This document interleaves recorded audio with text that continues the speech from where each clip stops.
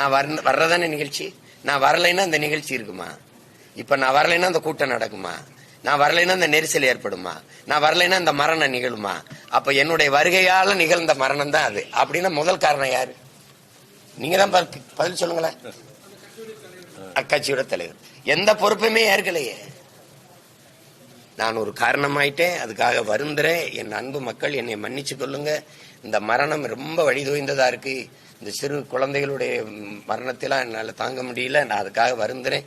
இனி வரும் காலங்களில் இது போல நடக்காம நம்ம பாத்துக்கலாம், என்னை மன்னிச்சுக்கிறோங்கன்னு ஒரு வருத்தமே இல்லையே. அங்க நடக்காது, இங்கே நடந்துச்சு. அரசு தான் பொறுப்பு இருக்கணும். எங்களுக்கு சின்ன இடத்த கொடுத்தாங்க. நீங்க எழுதி கொடுத்த இடத்துல இந்த இடம் இருந்ததா இல்லையா? நீங்க எழுதி இடம் கேட்டீங்கல்ல, அதுல இந்த இடம் இருந்ததா இல்லையா? இருந்தது. நீங்க எழுதி கொடுத்த இடத்துல இது ஒரு இடம். அவங்க சொல்றது மற்ற இடங்கள்லாம் இன்னும் ரொம்ப குறுகலா இருக்கும்.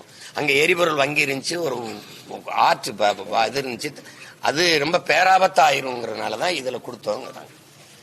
அதுக்கு 2 நாளைக்கு முன்னாடி எதிர்கட்சி தலைவர் அங்க கூட்டம் அங்க நடத்தினதுனால இந்த இடம் வாய்ப்பா இருக்கும்னு கொடுத்தோம்னு சொல்றாங்க. அப்படின்னா நீங்க என்ன சொல்லியிருக்கணும்?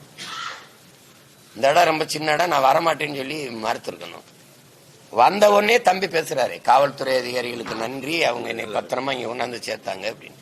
அப்புறம் அந்த காவல்துறை மேல சாவு விழுந்தவன்னு பழிய போடுறது எப்படி? ஏதாவது ஒரு நிலைப்பாட்டில் நிக்கணும்.